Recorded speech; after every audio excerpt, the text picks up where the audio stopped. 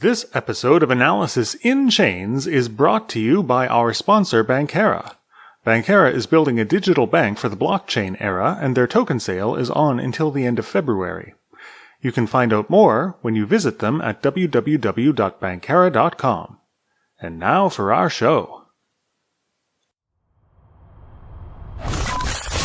This is the Analysis in Chains with Nathan Williams and Neal Kieran.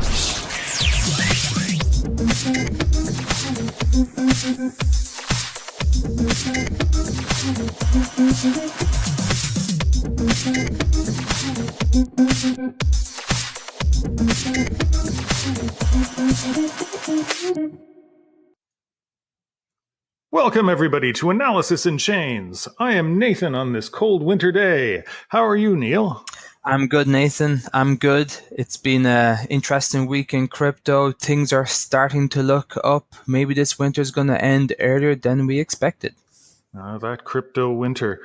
I tell you, I spent the last week in Cape Town, and it was beautiful summer weather the entire time. And I get back here and back to the crypto winter. It's good that things are starting to look up, though. It is looking up, but at the same time, we're probably not out of the woods yet. There may still be a little bit of turbulence to go before things really do calm down. But I think people are a lot more optimistic, especially because of the SEC ruling. That seemed to make people realize, you know what, maybe this whole regulation issue may not be as scary as we all thought it would be, and maybe in the next few weeks, few months, things will calm down again and we start to see some growth in crypto. Yeah, that was really big news with the SEC chair. Or wait, no, the CFTC. There's some letters chair talking to the SEC. What was it again? Yes, some letters, I think, really sums it up. It was the Commodity Futures Trading Commission, and the SEC had a talk with the Senate on last Tuesday, and it really was a pivotal talk because I think on the run up, a lot of people were becoming fearful. We had a lot of discussion about regulations in Asia and a lot of crackdown, and people thought maybe the Americans would be the final country that will fall in terms of regulation, but actually it was a lot more optimistic. The chair, his name is Christopher Giancarlo. He's become a big crypto celebrity now and he talked about how his niece, who's 30 years old, really has bought into Bitcoin and really believes this is an asset for the future and is a long-term hodler. And he said what he realized is that she's not a criminal. And this is the bigger problem with crypto. People seem to think anyone who uses it is a criminal, is trading drugs online. But he's realized this person believes in it, and who are they to make it illegal? And of course, it makes perfect sense. If people believe in it, why make it illegal? And why not let them trade it for whatever valuation they feel reflects it? And so now we're seeing maybe a different approach from North America. They want to let the innovation develop. And now I think maybe we're seeing a floor in crypto prices. Well, this is what we were saying for a while, is that, regulation isn't bad in and of itself. The question is, what is it regulating? Who is it keeping in the market? Who's it protecting? Who's it keeping out of the market? And the approach of, this is the technology of the millennials, let's regulate but do no harm.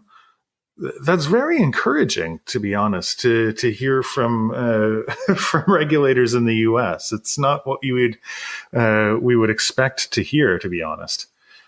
I don't know. I don't know what I was expecting, but it wasn't that. I think it's because America right now has taken a different approach in the world. It's has a lot more protectionist policies. So naturally, I believe a lot of people thought that they would be protectionists in this and would want to protect Silicon Valley, because blockchain and what's being developed is a threat to Silicon Valley. It's taken that power away and letting technology develop all over the world. You don't need to be in California to have success. You can do an ICO, raise funds, and become a success that way. And so this was a surprise because it means that everyone now has an opportunity to develop a company that's based on the blockchain. And by doing that, it develops blockchain technology even further. And so now I think, as you said, it kind of catches a lot of people by surprise, and it gives more people confidence. And now people will look to crypto as a potential future career instead of something that will just come and go very, very quickly. Yeah, and it makes a big difference for people's speculation in the ICO market itself. I mean, I think, this time last year, things were really starting to heat up around Ethereum, around the Bitcoin price. Ethereum really broke out around this time last year, if I remember correctly, or maybe it was like a couple months later. And we saw piles of ICOs starting around May, June of last year, right until sort of peak hype at the end of the year, where, you had useless token raising hundreds of thousands over the summer. And then toward the end, you had over 1,000 different tokens that had launched ICOs. A lot of it was garbage, but there was some real gems in the middle of it.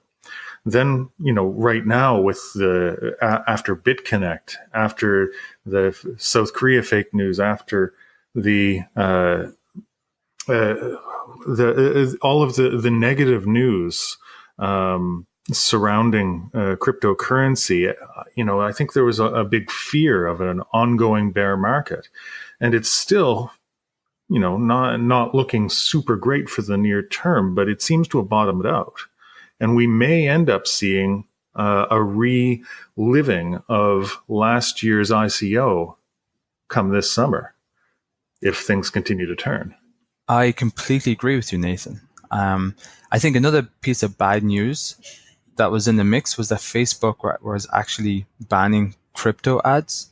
Oh, yeah, I forgot that one. Yeah. So, but they're still finding a way around it. But I completely agree with you. This summer could be huge, but because the whole bear trajectory should come to an end before the summer, and a lot of the confidence will come back. And I feel that a lot of the strategies for ICO were being refined since last summer. So you're going to have a lot more mature people coming in, knowing how best to raise funds and be a success after that. And because when I assess various ICOs, I start to see more and more advisors from previous ICOs. So they're passing on that experience. They know how to make a company a success. So maybe this is a summer we'll start to see the future Amazon, the future Google, the future Facebook actually emerge, because so much experience is now being passed on. Some of the big ICOs are coming this year. We know is OpenBazaar and Telegram. Now, Telegram is looking to raise $1 billion worth in tokens. Now, that would be absolutely huge. And so I know, and the thing is, insane. It is actually kind of ridiculous objective, but imagine when that actually does happen, if they time it right for this summer, it's going to make the news. It's going to be one of those big moments that I think everyone will realize, whoa, this is actually something we should take seriously. And on the flip side, when we think of traditional investing and institutional investing today, we saw a big crash in the last week. And one of the reasons behind that was because of the bond market, because 10-year treasury bills are increasing. And the reason behind that is because quantitative easing is ending. And if bond prices are increasing, that means interest rates are increasing, which could mean that asset prices for shares and stocks will take a hit.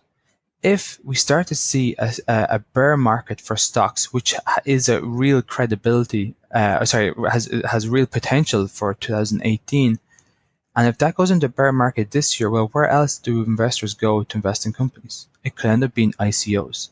So we could see a huge rush of investment into ICOs in 2018 if we hit a stock market this year.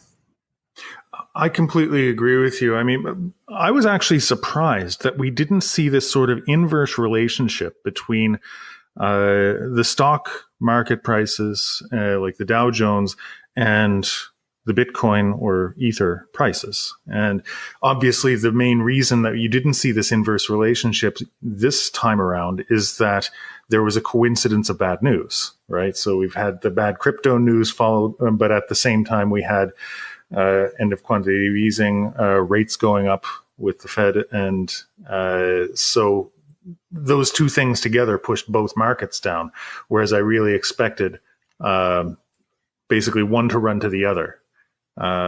Maybe if all else is equal, we will continue to see this develop. But maybe what we're going to see is this inverse relationship that not just us, but I think a lot of people have been expecting, of Bitcoin being the new gold, of people rushing to Bitcoin when traditional markets become insecure or unstable.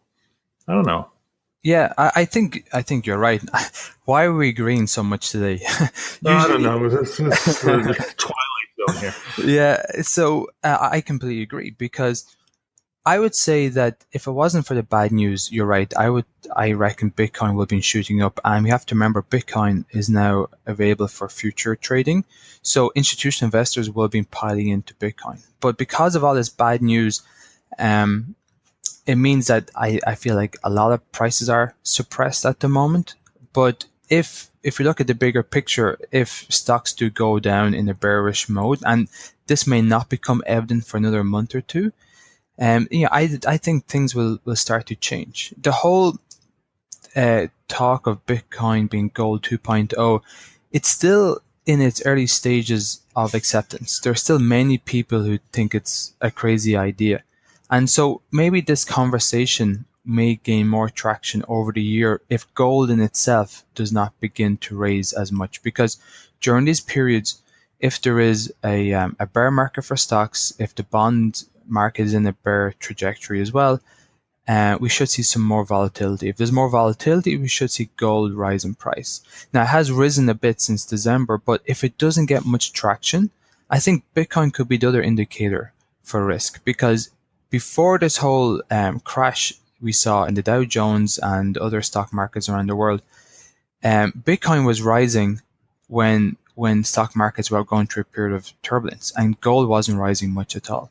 So maybe we'll see in 6 months' time, if Bitcoin starts to rise more than gold, well then I think the whole gold 2.0 argument starts to become a lot more mature.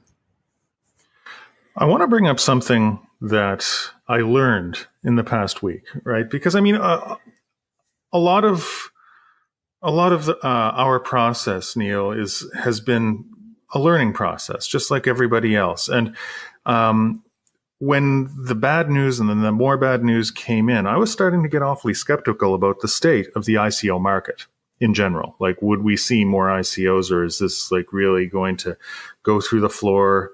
Are we in for a long bear market? And I ended up talking to a friend of mine who's much more technical. He's got much more years of experience than I do in crypto land. And I was like, yeah, maybe ICOs just are really going to go through a down period for a long time. He's like, that's ridiculous. And he dismissed that thought quite quickly. And I was asking why. And he basically said, well, what a down market might do is get rid of the retail investors, right? So the guys that are new to the system, the 100,000 people a day that joined up with Coinbase who, put in $1,000 because they don't want to miss out. Those are the guys that might get spooked. But there's still an enormous amount of value held by people who've been in this market ever since before Bitcoin broke 100, and those guys are still interested in ICOs. A lot of the people they invested in have made money and have ridden out the wave, and they want to invest in ICOs. And so there's an ever-growing group of sort of crypto natives that are aware that no matter how frothy the market gets and whether or not things crash in the retail market, that underneath it is a technology that is just disruptive, that's going to change everything. And they're always looking for good projects. And so we haven't seen a slowdown of these ICOs. We've seen, ICOs that we've interviewed on this show that started before the crypto bad news and are still going on, and they're doing fine. Most of them are doing fine. We had Bankera on the show. We had Limpo. We had all of these companies that they're continuing to go forward with no problems. And as new ICOs are coming up, what they're doing is they're not changing their scope. They're just changing some of their numbers. So instead of doing maybe 1 million pre-ICO or 2 million pre-ICO and then 40 million crowd sale, they'll do maybe a 15 million pre-ICO and a 15 million crowd sale or something to that effect. So you see more shifting toward the pre-ICO phase as the market gets softer, so that they can bring in these more experienced people. And so anyway, I just thought that was interesting to get a different perspective on it that I didn't have before. But I think you're right. I was in the mindset last year that the 2017 summer of ICO was going to be a flash in the pan. It would come and go because regulation would come in and effectively destroy it very quickly. Because I remember, because our early shows we called it. We said September. That's it. It's game over. Yeah, we did. We actually called it. That? Yeah, I did because one main thing happened in September was we had the whole SegWit fork, and there's a lot of fear back then that the fork wouldn't work out, and so we saw a lot of ICO investments drop. But another thing happened after September was that Bitcoin went on this huge bull run, which meant that more people were putting money into Bitcoin than actual ICOs. So we saw ICO investment actually cool during that period. But then in the month of December, it really took off again. And I really did think it was just a period that would just come and go. But you are completely right. Like, these projects are very, very important for the future of blockchain.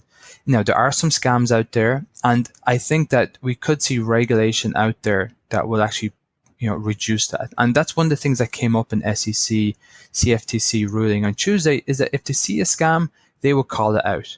They will chase them down or whatever. So there will be forces out there that we cannot avoid. I know some people want this pure decentralized system, but at the end of the day, if there are very, very evident scams, it's very hard for the police or the basic law enforcement. It's very hard for them not to get involved to some degree. But I see that the ICO market, is becoming more healthier, becoming a lot more advanced, and it's bringing out some amazing solutions. I think a lot of local governments now realize, hey, we need to let this ecosystem evolve even further. And I'm starting to realize that, local governments will step in on evidence scams, but they won't step in on everyone. But I think the one area that still needs to be more well defined is crypto an asset? Like, how do you treat that in terms of taxes? And if your valuation is tied to a token and if the token goes up to $1 billion, like, do you have to pay tax on that? That is still a very vague area at the moment. But I'm sure that'll be a lot more defined in the future. But in terms of operating as a ICO and a crypto company, these companies are left to their own devices, which is great to see. And it's a gray area. Eh? It depends company to company. I mean, every lawyer that I've talked to for because I'm doing my own token sale, right? And we're in the planning phases. I've been talking to lawyers, and they say, yeah, yours is in a bit of a gray area. Other people's are in a gray area, and it depends what jurisdiction you're in, what people use it for. And they say, if you want to be safe, either run it in a location that has a structure for it, or if you want to do it in Germany, you have to talk to the financial guys at the regulator and just say, hey, we want to do this. Do you have a problem? Better to ask for permission than forgiveness in this case. Otherwise, you may end up paying taxes on everything you sell, or you have to file a prospectus, or, who knows? Exactly. So how's your company getting on? Oh, frig, man, it's been amazing. I'll just give you the highlights. So, like I said, I spent the last week in Cape Town. I've been talking with a pilot mine and a pilot a logistics company in order to get a full supply chain pilot running this year. And we're in talks about with investors. I met a pile of investors down there. There's nothing that I can about specifics that I can reveal other than I'm very confident we will be hearing some good news announced soon. We've now got 6 people on the team and are interviewing more this week. So it's really stepped up. We've got a new website. We've got first smart contracts being committed, and the guys are getting to work on it. So it's really starting to ramp up, and I'm getting excited.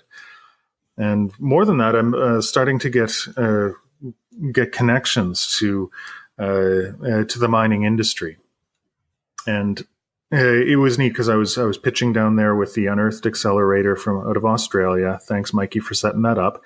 And everyone is excited about blockchain in mining. Everyone I talk to is like, ooh, blockchain, but no one knows what it's up to. And because we're down there, it's like we're the only girl at the dance, and a few people are trying it out, but we've really got a unique value proposition with this sort of thing. And I think the only thing we're missing is getting this pilot out the door, and of course our token sale to make sure that we've got the funding needed to continue using it. Fantastic. And how can people stay on top of your latest developments? They should go to mindspider.com and sign up for our mailing list. So, that's the way to do it. I mean, we're going to be putting out our draft white paper, and the people that are part of the mailing list that want to give comments on it. I think it's important to develop the specifics in coordination with people who are invested and people who are in the community who care. And as the development, they can also listen to the show because I'm gonna be talking about it as it goes forward. Because it's just one of the reasons I want to do this is to go through the process. Like I've wanted to participate and do like a token sale and be part of this whole scene ever since we began the podcast, Neil. So it's definitely neat to go through the experience myself. Well, it's great that we have this podcast, and I think you should share warts and all with all of our listeners, because sometimes with interviews, we get the very high level story from the CEOs and whoever's involved. And it is important to understand the struggles. It's important to understand the challenges that are out there, because it is not all rosy. To really do a successful ICO, there's a lot of details that need to be hashed out.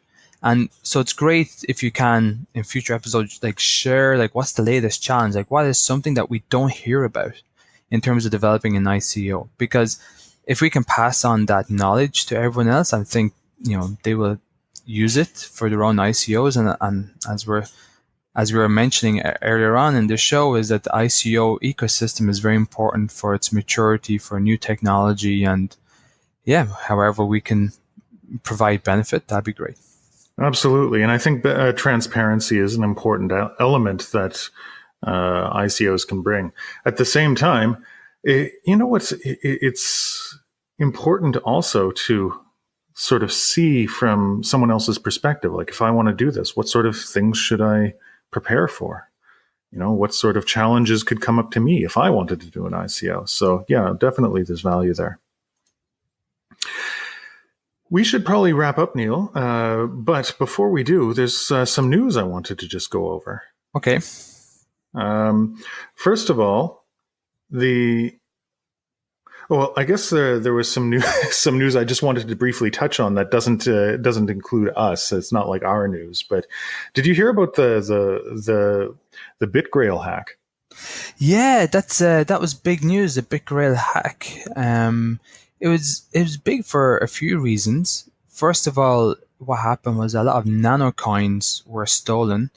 And the thing about nano, if a lot of our listeners... That used to be Ryblocks, right? Yeah, it used to be Ryblocks. But Ryblocks, it sounds a lot to me like IOTA. And so I struggled to really buy into Roblox. And then they had a rebranding, which I always find a bit weird when cryptocurrency has a rebranding. I don't see why it has to happen. It became Nano. There's a lot of hype around this rebranding and how Nano's the future. And then, sure enough, the one exchange was very dependent on in terms of price was hacked. So yeah, it makes me feel a bit iffy about Nano, but we'll see. Like, I could be wrong, but of course it impacted its price, because if someone buys a lot of hacks into an exchange, takes out cryptocurrency and floods the market, naturally that causes a dip in price. So we'll see what will come of Roblox now in the future. Yeah. From my point of view, Roblox has always sort of set my spidey sense tingling. I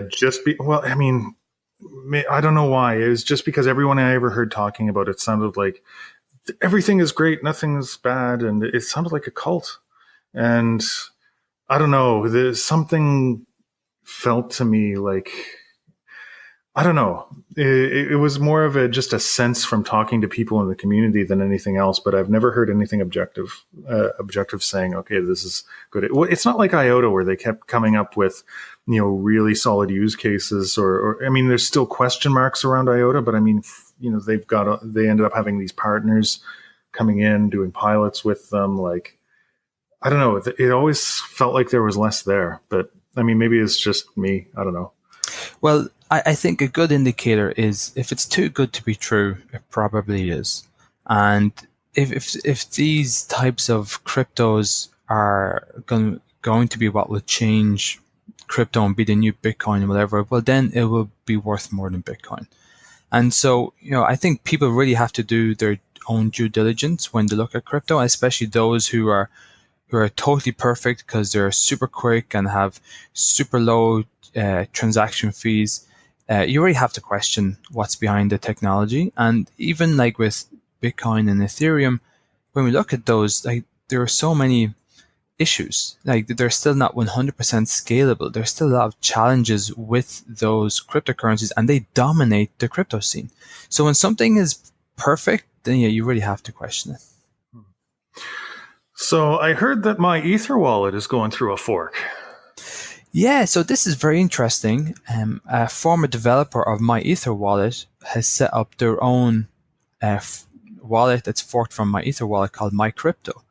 And so in one hand, it's kind of harmless news. It's like, oh, that's interesting, but it could be a sign of things to come, in my view, because there are some powerful institutions, you could say, in crypto world. There's the miners, there's exchanges, and there's also the wallets. And because if you think about it, we're all told you should store your crypto in a wallet instead of an exchange. Well, then if all of the crypto is stored in wallets, that means they have actually a lot of power. So this could be the start of something where you see a lot more wallet wars emerging. We'll see what happens, because at the end of the day, it's in the interest of wallets to become a lot more user-friendly, a lot more intuitive. And if that starts happening, they become their own business potentially, and they have a lot of advertisements in the wallet. I know that sounds terrible, but the thing is that could be where we're going. And so wallet wars could be a thing in the future, and this could be the first shot fired. Yeah, well, we will see. We will see. In our news, as we wrap up, I wanted to just mention, first of all, we've got some upcoming meetups. So Berlin on the 15th at Impact Hub. We've got London on the 19th at Runway East, I believe. I have to confirm that. But anyway, we'll put the links up in the show notes. And we are talking about doing one on the 22nd in San Francisco. And I've been talking with a space, and hopefully we'll be able to confirm that before the end of the week. So look out for our Blockchain Unpacked meetups. We've got some interesting guests lined up for all of these. So I'm quite excited, Neal. We're growing our community now. I wanted to mention as well my adventure in being an advisor for JWC Blockchain Ventures is going on well. I recorded a recorded a promotional video, and it's been a lot of fun, just seeing sort of the ICO process from an advisor's point of view. And so JWC is basically a venture firm that's based in Asia, and we're going to be doing an interview with them this Thursday. I've recorded that, and I wanted to be part of just seeing how someone else does their ICO, because I'm going to be doing my own soon. So that'll be it'll be neat to see if they're successful or not. But so it's a venture firm that's raising up a fund to invest in other firms through an ICO, and it's kind of fun. Do you have any news, Neal? I think your news is my news, so no.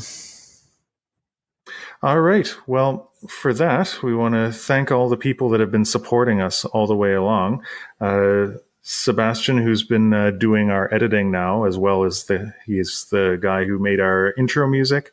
We've got Ed and Frank, who are leading up the live meetups in London and San Francisco.